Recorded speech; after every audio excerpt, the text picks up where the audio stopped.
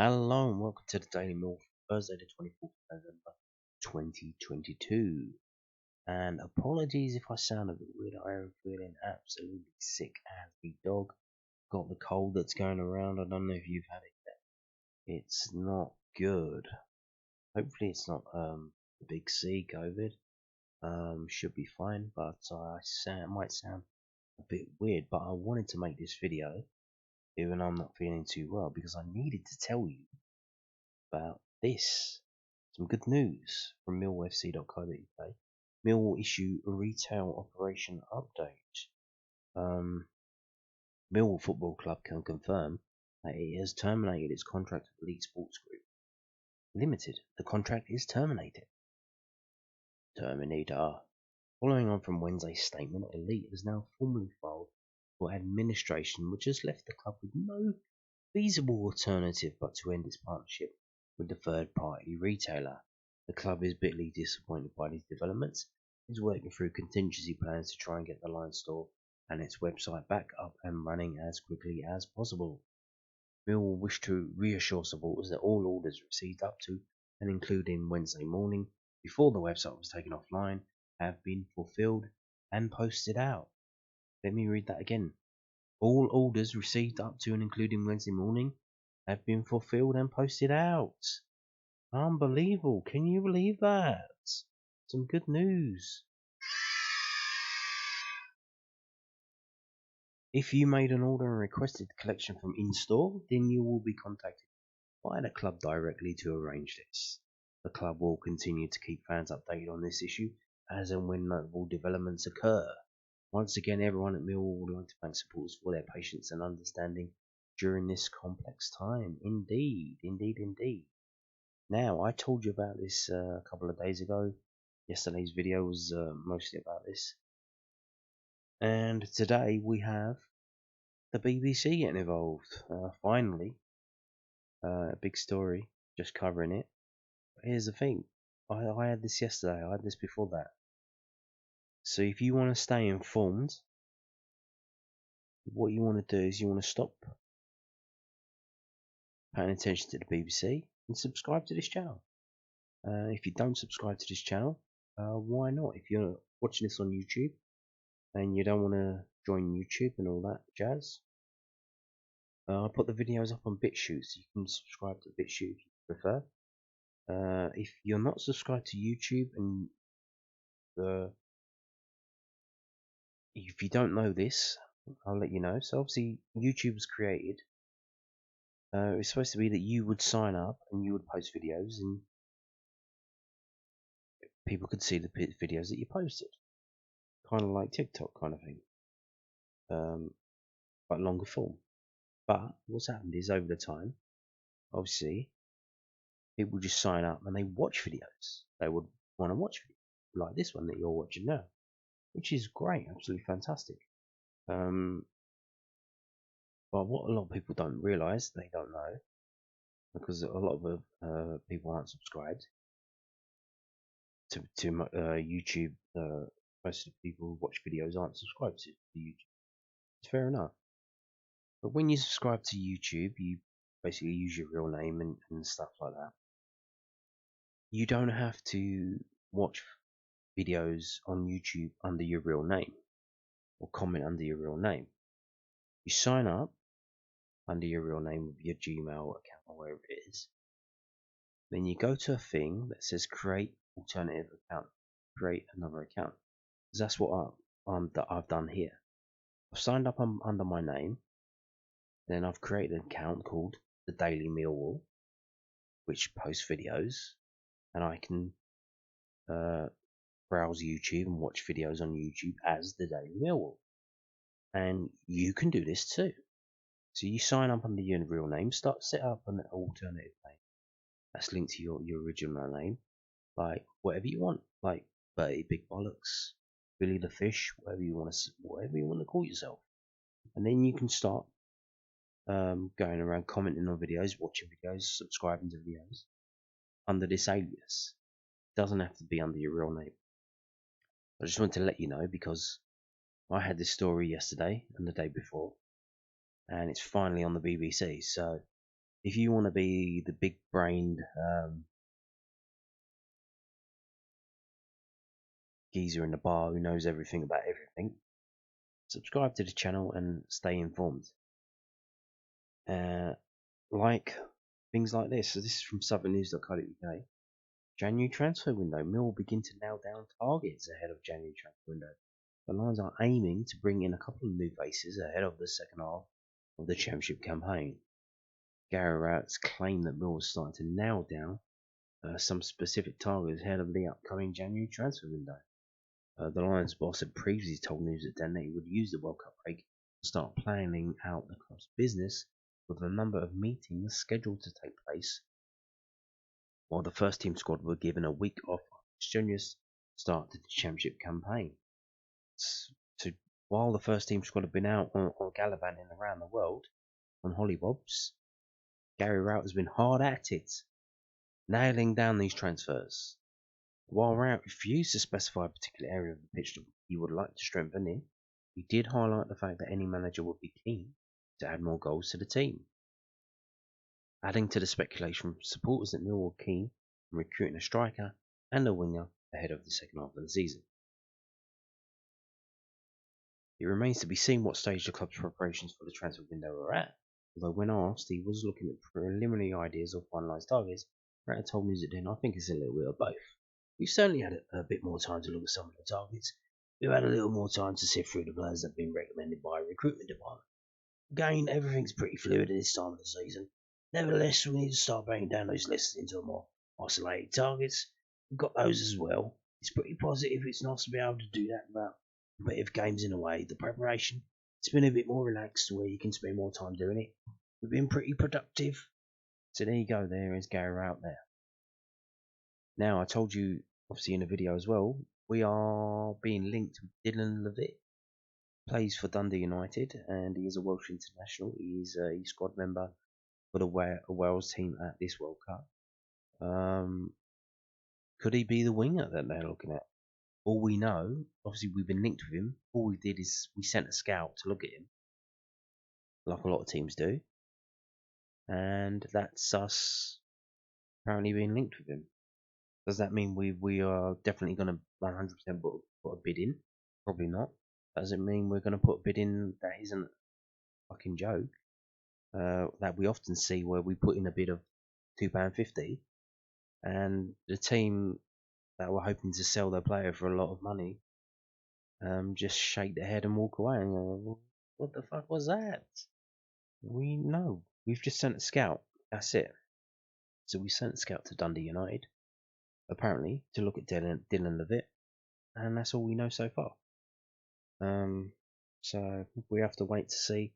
Obviously, the Scottish press, they seem to get this stuff out, because obviously they are very interested in the situation up there. They're very active in following their teams. So we should get something in the Scottish press if it is happening. That's happened in the past, about the Hibernian bid. So again, follow this channel. I'll let you know if anything happens. Now, players coming in, surely not players going out. Surely not the big man himself, Zion Flemming. He's only been here 6 months, hasn't he? This is also from southernnews.co.uk. So what the hell are they talking about here? The Millwall boss discusses Zion Flemming's future ahead of expected January interest. The Dutchman is likely to be targeted by a number of big clubs after scoring 8 goals in just 17 championship games this season. Gary Rowett is adamant that Zion Flemming will remain a Millwall player after the January transfer window, despite expecting interest from higher ranked clubs. I should think so too. The Dutchman has already scored 8 goals so far this season, a staggering achievement given that he missed the start of the campaign, and supporters are starting to take note of his impressive performances in the Championship. With that comes a fear that Premier League outfits could be interested in signing Flemming this winter, especially if a significant bid is submitted to the Lions in the coming weeks. However, when asked whether he was concerned about the possibility of his star man leaving the Den in the coming months, Rowett told Visit Den, "No, not at all. Firstly, John Berylson is the owner and he can refuse whatever he wants to refuse," he added. Of course, here's the thing. I'm not saying he will, but he could. He's got 8 goals so far. If by the end of the season he's got between 15 and 20, that probably is going to mean we're in the playoffs. It probably going, or maybe even higher. It probably mean we have a chance of getting in the Premier League. Which, as you know, because the playoff final, they say it every year, Sky, as they hype it up. It's a £60 million game, £100 million game. The winners of this game are going to get £100 million when they get into the Premier League because they can come up for one season, get all that money, and then for the next 3 years when they're struggling in the Championship, they're going to get parachute payments. So it's the £100 million game. And unless a club offers stupid money like 20 million, which they're not for a player who's been in the Championship for 6 months, maybe for 20 million, John might say, because I think that's near enough around about the amount of money he's pumped into Millwall so far. So that would be nice for him to break even, and you would think, well, they've done it once. They found one Zion Flemming, can they find another? But unless it's that kind of stupid money, which I doubt it will be, why would you? Because if he's going to score the goals that he's already scored so far in the second half of the season, we're going to be there or thereabouts. And if we do get a bit lucky, we do end up going up. I mean, happy fucking days. I mean, ka-ching. It's not going to be worth selling him. For us, Zion has done really, really well, but he's only 4 or 5 months into Championship football. He's got a long way to go to get where he wants to be. Of course, he scored 8 goals so far, so he's always going to attract a bit of attention, just like we would if another player had scored 8 goals in the division below or whatever. Things like that don't really concern me too much. It's not something I have to necessarily worry about. I like to be in a position where we have a lot of interest in a lot of our players, because it means they're playing well and performing well. Other sides are recognising that. Mill do, however, have the high ground with any negotiations, given that Flemming is currently on a long-term contract that should keep him in South Bermondsey for the foreseeable future. This is significant for the Lions, especially given the way in which Ted Wallace bought the club at the end of last season on a free transfer. Rowett is determined to keep the core of his squad together, but admits that work still needs to be done to achieve that. That's the aim with any settled crew. People know where they are for a long time and can concentrate on their football without worrying about contract negotiation. I think that's always your aim, and the majority of the squad tied down for several years more. Therefore, that's not as much of an issue. It's still something we look at all the time. It's like anything, but it's not really my remit necessarily, so I haven't got to spend too much time thinking about some of those issues. Indeed, and here's the thing. I want Zion Flemming to play in the Premier League, either with Millwall or with someone else. I want him to do well. I want him to do, was he like 24 now? I want him to do well in the Premier League. I want him to do well. I want him to play for the Netherlands. I want him to play in the next World Cup in 4 years' time. I want him to be in that squad. The same way as when Teddy Sheringham scored that goal in the Champions League final, I was grinning to ear to ear. I'm not a Man United fan. I'm a fan of Teddy Sheringham because he was at Millwall as a kid. And it was good to see him there in the Premier League. It was good to see him playing in an England shirt. Euro 96, absolutely fucking loved it. Same with Tim Cahill, same with Lucas Neal, same with Stephen Reed. Seeing them play in the World Cup, seeing them play for the international, seeing them play at the highest level, because they were at Millwall. I want to see it. Good luck to Zion Flemming. Here's the thing. If he can do it for us, and then he can get himself another job, a promotion.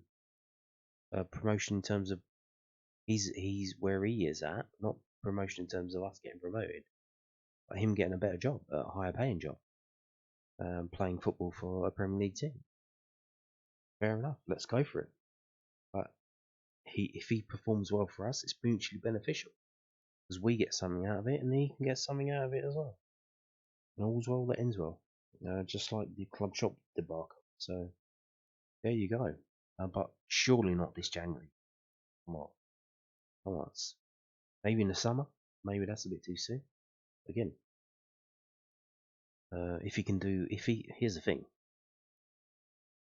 If he can score the goals that gets us in the playoffs this season, and then next season, I mean, if he does it again, and we have a little bit more about us, and we actually get in the top two, or even, God forbid, win the league next season, I mean, oh my God. Then surely, I mean, the world is your oyster.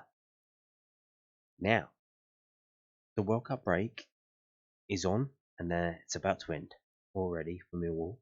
Yes, seriously.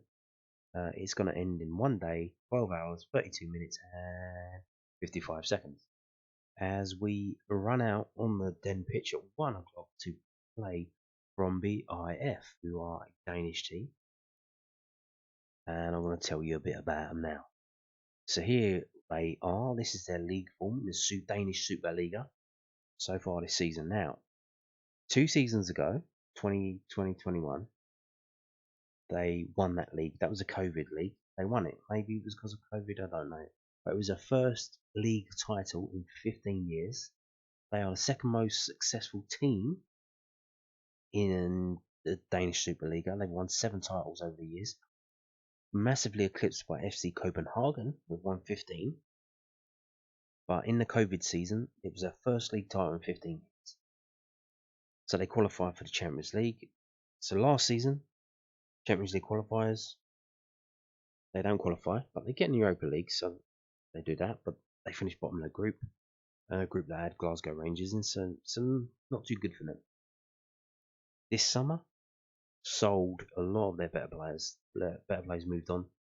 One went to Pisa, one went to Eintracht Frankfurt for €7 million. So obviously rebuilding. They had to rebuild. They had the high. The best players left. They had to bring in new players and start again. And that's kind of how it is at this kind of club at this level. Once you have success like that, all your better players move on because they want to get paid. They want to get a bit. They want to go on to better things. So this season, struggling massively. Obviously, you can see lost a lot of games at the start of the season. But then they went on this massive unbeaten streak where they didn't lose a game. But they're drawing too many. Massive amount of draws. So what's happened? The last game out was the 13th of November. They lost at home to Viborg. Again, their first loss in many, what was that, like 10 games.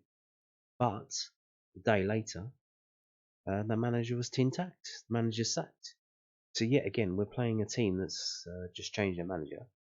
I don't think they've appointed a new guy yet because you can see the last game, 13th of November, 13th of the 11th. The next game in the league is February. They literally have 3-month break. Crazy. So they're playing us on Saturday. Then the week later they're going to Tenerife to play them, which is nice, isn't it? Not bad. And then they have a Christmas break, and then they come back in January and start playing again. Weird, but that's how they do it. Kind of weird. Now, obviously, this season they're struggling as well as their top scorer for the last 2 seasons, who's only 28. He's shipped off to the MLS. He's only 28, but he was their top scorer. Helped score the goals that won them the league. Gone to the MLS. Now, how has he not gone there and not gone to another league? Now, maybe they pay more than the Danish league. Maybe it's probably kind of easier than the Danish league. I'm not too sure, but it's probably definitely not as hard as the Premier League or the Championship. The MLS, no offense to the MLS. So probably better money and better conditions, I want to imagine. But yeah, he went there, so that's who they are. Now they're third from bottom. This league is kind of weird. It does the thing where it doesn't. You can win the league, but you don't win the league. So if you're top of the league after a certain date, it doesn't matter because they go into like a playoffs, so you have to win that playoff then to win the league. You just have to finish in a certain position, top 10 or top half, whatever. Then you go into the championship playoff round. And again, down now in the relegation playoff round, I think, or maybe not yet, because they're third from bottom, which is not good for a team of this size and stature. They're probably kind of like the Man United of Denmark, probably, and the FC Copenhagen will be the Liverpool. But yeah, not too good at the moment. Sacked the manager without manager, and they're playing Millwall now. They did qualify for the Conference League. They managed, I believe, to beat the Polish team. I think it's a Polish team because there's a lot of Zs there in the first round qualifying. Next round, however, they lost to FC Basel on penalties, so that was unfortunate for them as well. A bit of a money spinner. Not happy. But yeah, so let's talk about the Danish Superliga. Superliga, the only Scandinavian top flight produced players for the 2022 World Cup. The Superliga will be the 23rd best represented league in the world and number 13 in Europe. Among the 829 footballers set to play in the 2022 World Cup, there will be 7 players from the Danish top flight, according to Sportipedia. But that Swedish and Norwegian top flights are nowhere to be seen. And there might be a reason for that, because neither Sweden nor Norway qualify for the World Cup. So 7 who play in the Superliga, only 2 are Danes. FC Copenhagen forward Andreas Cornelius and Brøndby defender Daniel Wass. Another Brøndby player, so there's 2 Brøndby players at the World Cup currently. Brøndby defender Daniel Wass and Tunisian forward Anis Ben Silman. So that's it. And if we look here, so the championship themselves are sending 25 players, so nearly twice as many as the Danish Super League. Just wanted to share that with you. Now, Brøndby game, if you can't make it, some good news for you, my friends. You can watch it live on MillwallTV. You can watch the Lions take on Brøndby IF live on MillwallTV. Lions fans in the UK and worldwide, in the UK, can watch Millwall's return to action against Danish side Brøndby IF live on MillwallTV this Saturday, kick-off 1 PM for £5. Garrett Rowett side welcome 11 times. 11? I thought it was 7. Okay. According to Wikipedia, it's 7. I think, however, that might be the Superliga. Maybe they won it before then, when it was called something else. Maybe that's the difference. With the pre-match build-up and multi-camera angle footage available, plus commentary replays and on-screen clock and scoreboard, all proceeds from the stream will go directly to Millwall Football Club. If you are yet to purchase your match ticket, you can still watch from the den. Yeah, it costs £10 to watch it. Go down and watch it, but £5 to watch it on MillwallTV. So take your pick, which one you want. Now, while we are playing Brøndby, many other teams in around the country will be playing in the FA Cup second round, which means the FA Cup third round draw must be happening pretty soon then. Indeed it is. Indeed it is, my friends. This is from the FA.com. The Emirates FA Cup third round proper draw will take place on Monday, the 28th of November. So this Monday, with clubs from the Premier League and EFL Championship joining the 22-23 competition at this stage. There are second round proper ties taking place both on Saturday and Sunday, with clubs vying for a spot in the draw and a chance to take on one of the English football club's elite level teams. And all eyes will be on the draw when it's made at Anfield between 7 and 7:30 GMT Monday evening, live on Emirates FA Cup Twitter, Instagram and Facebook accounts, as well as on BBC Two, the television channel. And the third round proper will take place across the weekend of Saturday, the 7th of July, with winning clubs collecting £105,000 from the competition prize fund. So basically, short of it, the draw's on Monday. It's probably 7:15. But it's programs from 7. But they fucking waffle on it like shit, don't they? So probably around 7:15 they'll start actually doing the draw. And you can follow it on the FA Cup Twitter, Instagram, or Facebook, or on BBC Two. And these are the numbers. Who do you want? Now, here's the thing. We're doing well in the league, so I would say, fuck that. We can win the cup next season. Why not? But for this season, I would suggest a hard away tie in the third round just to get the money to help probably cover the cost of this shit deal that's fell through with the club shop. So probably like Man United away, Newcastle United away, Man City away. Although that might be a bit worrying because we might get absolutely fucking smacked by Man City. Liverpool away, that would be fun, wouldn't it? Chelsea away, or maybe even at home. But yeah, so Arsenal away, number 2. What number are we? We're 26. 26 versus number 2, Arsenal. Emirates, first game at the Emirates for Millwall, which will be interesting. You kind of get these like things that happen. Obviously, the FA Youth Cup giving us Arsenal versus Millwall in the FA Youth Cup third round. Could it be the same thing in men's competition? What stories can we get? West Ham away. Oh my god, I'm sure they don't want that. They'll probably put the hot ice balls in there. Make sure that doesn't. But that would be fun, wouldn't it? In Olympic Stadium, all the situation going on over there. That would be absolutely hilarious. But I'm sure we don't want that kind of heat on us as we're doing well on the pitch. I want the off the pitch stuff to kind of be kept on the down low. How about a new ground to go to? Alvey Church, Forest Green. Have we been to Forest Green yet? I don't think we have we? Harrogate Town, Kingsland Town. Have we been there? I know we've been to Boreham Wood, haven't we? That was in a friendly, wasn't it?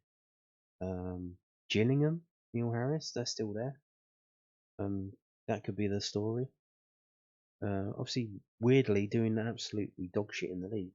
In the relegation places in League 2, second from bottom. But they're in the quarterfinals of the League Cup. And they could be in the third round in the FA Cup if they beat Dagenham Rich. Kind of weird, but whatever. Chippenham Town, have we been there? In terms of stories for Gary Rowett, Burton Albion's still there, obviously. Derby County. Yeah, but what do you want? Surely we don't want a cup run, do we? I mean, not now. We don't want the extra games now, do we? We want to be one and done. So let's get some money and get out of this competition so we can concentrate on the league and get promoted. Probably messed us up. Remember, was it Dennis Wise season? 2004 when we actually did make it to the FA Cup. That kind of messed up our chances of getting in the playoffs then, didn't it? To do well in that. That was not a situation that we can't compete on two fronts. We can't go deep into the FA Cup and carry on doing well in the league. So probably a nice big juicy away tie that will be on TV. Will give us the money. And thank you and good night. Let's crack on. Anyway, so reminder, Monday 7 o'clock. Monday 7 o'clock the draw. Now let's finish with this. This is a bit weird and a bit of annoying. So this is from londonnewsonline.co.uk. Absolute disgrace. Millwall chief executive on lack of progress with Premier League on fan review of governance. Millwall chief executive Steve Kavanagh has described it as an absolute disgrace that Premier League clubs are only just coming to the negotiating table over Tracy Crouch's fan-led review of governance. Today marks a year since the publication of Crouch's report. One of the review's key recommendations was for a fairer financial redistribution of the wealth enjoyed by England's top flight clubs. Why? Why? Why? It's their money, they earned it. Like redistribution, what is this communism? What is this? The government said in April that it would establish an independent regulator in football after endorsing the proposals by Crouch, who was formerly sports minister. In 1993, the Premier League turnover was £45 million, with the EFL at £34 million. But since then, the former's turnover has grown 68 times, with the latter's only increasing by 5 times, a major disparity. Yes. Asked about the current state of play with the fan-led review, Kavanagh told the South London Press, "To be sitting here with no tangible progress is extremely disappointing. It displays a level of arrogance, really, that demonstrates why the fan-led review was so important in the first place. We've been treated as if we're not important in the world, that the football pyramid doesn't matter. It does matter. It's crucially important as a building block on which the Premier League is constructed. We need to get some tangible progression from the politicians and the Premier League on moving this debate forward. In the year that has gone by, the world has changed and the risks towards clubs with cost of living and everything else has just incrementally increased. And it makes it more and more likely that clubs are becoming more and more unsustainable. This is so important. We can't risk another Bury and to have another potential of a derby. Yes, they were saved, but it was close. We shouldn't be risking the future of community assets, which all clubs are, because we can't get this right." The EFL's proposed financial model is for a 75-25 split between the Premier League and themselves. Oh, that's nice, isn't it? That's nice. So they want 25% of the Premier League's money that they've earned by selling the game around the world. How can you demand someone else's money? How does that work? And then you cry like a bitch when they don't give it to you. What the fuck is that about? That would cut the reliance on owner funding in League 1 and League 2, as well as half the gap between the top two tiers of the domestic game. There is a clear model and clear paperwork from the EFL on how we achieve that, said Kavanagh. We need progress and it needs to be urgent now. Just remember as well, Kavanagh is now on the EFL committee. That's probably why he's involved in this as well. Just a reminder about that. A year has gone by and it would be easy for more time to slip away, and it's too important for national sport for that to happen. Politically, there's been a little bit of turmoil. How many prime ministers have we had in the last year? 3. I attended a session at the House of Commons with Rick Parry and Tracy Crouch about 6 weeks ago, and then in that a number of MPs attended across all parties, and they all recognised that this fan-led review had support across the Commons. But it's not progressed, probably because the government rightly have had their eyes elsewhere. That's frustrating and disappointing. But getting the government of this country right is more important than football. Now we are out the other side of that, hopefully. What the government and fan-led review clearly said was that they wanted football to sort out the redistribution themselves, and if they didn't, then they would step in. So literally, you're using the monopoly of violence of the government to steal money from people that have earned it and give it to those who haven't. Why? It's not your money. Well, the Premier League have only just come to the table, and I believe that there are conversations taking place today and over the next few days. They're an absolute disgrace and shows why an independent regulator is needed. Unless they are forced to do something, then the Premier League are going to ignore us as they have done for a year. That silence has been deafening. You are literally begging them for money, and you're like the homeless guy who asks for money for food, and when I give him a sandwich, he calls me a cunt and throws it in my face. And he like, that's who you are. It's not your fucking money. The Premier League's turnover is $2 billion, more than Spain's La Liga, the next most lucrative league. The gap between the Premier League and the Championship is where the real problem starts, said Kavanagh. was appointed to the EFL board in the summer. Said, "We are competing against clubs in the Championship that have such a massive financial advantage with parachute payments means it is a closed door." I've gone over that as well. That in the video, that's a myth. The number of teams who bounce straight back up with Premier League payments does not happen. It's like 10%. Go through the stats. Parachute payments do not help you. They literally just stop you from kicking all your players out, keeping them on the contract, and making the transition. The more money you've got over a period of time will show that you will be more successful than somebody else. Yeah, it's called Matthew's Principle. Rio Principle. Check it out, buddy. To those that have, everything will be given, and those that have nothing, everything will be taken. That's how the game Monopoly works. What you end up with is that the Premier League is a closed shop. It means to get in the Premier League is so difficult that what it leads to is unsustainable behaviour of owners because they start chasing and putting substantial funds in to try and match the parachute teams. They can't compete on the field without doing that. It leads to even more unsustainable behaviour from owners who then start saying, "We can do this, we can buck the trend." If you're putting at risk community assets, once one club does it, then you all start doing it, chasing the same position. The financial hole in the championship is so large because of the parachute money that comes into it. We are risking our clubs every single day of the week. Clubs are living on the edge permanently. Well, I'm sure it doesn't help when you have deals made with companies that go bust. If we didn't have John Berylson, then we wouldn't be capable of competing in the championship. Simple as that. Also, you then have to look at owners and say, how long can they carry on supporting that financial input? We're lucky John has been here 17 years.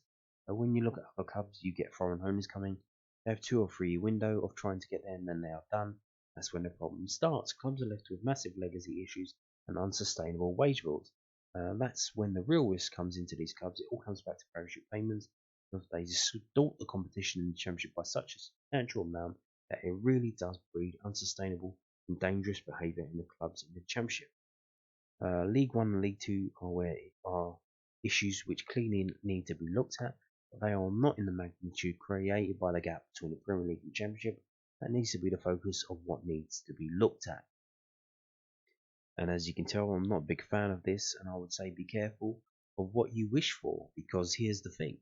It's their money, and they could end up saying, okay, we will give some money down to the next league, but they could say, we want a Premier League 2. They could invite clubs from the EFL to form a Premier League 2, and then they could say, they could pull the drawbridge up and say, F you.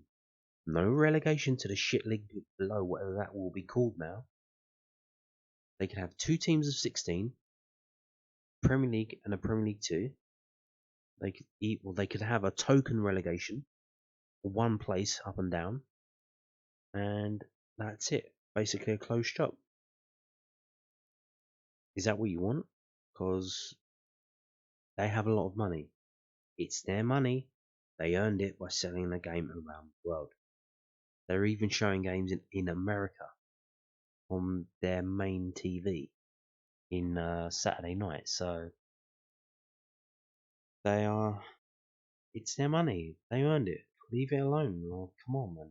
Jesus, this is fucking communist bullshit. If you want, you're acting like it's a fixed pie. It's not a fixed pie. Sell the championship around the world. Do that. How do you do that? Sign some players where you can market the game to. Sign a Japanese player. There's a geezer on the radio on TalkSport. He's scratching his head, wondering why teams in the Premier League aren't coming in for J League players. The best players in J League. They have to go to. You've seen. They beat Germany. There's the 2 players who scored play in Germany. They've gone to the Bundesliga. They've gone to Scotland. Nakamura at Celtic. Sign them in for the fucking championship. And then you know how many match passes you can sell in fucking Japan? A fucking load. And you make more money because the pie gets bigger. Because you sell match passes in Japan. You sell shirts in Japan. You make some fucking money. That's how it works. Sign an Australian player. Same thing there. Sign an Ecuadorian. That's what Brighton are doing. Do something like that. Anyway, Brøndby on Saturday, yeah? Don't forget. And on that note, thank you for watching, and goodbye.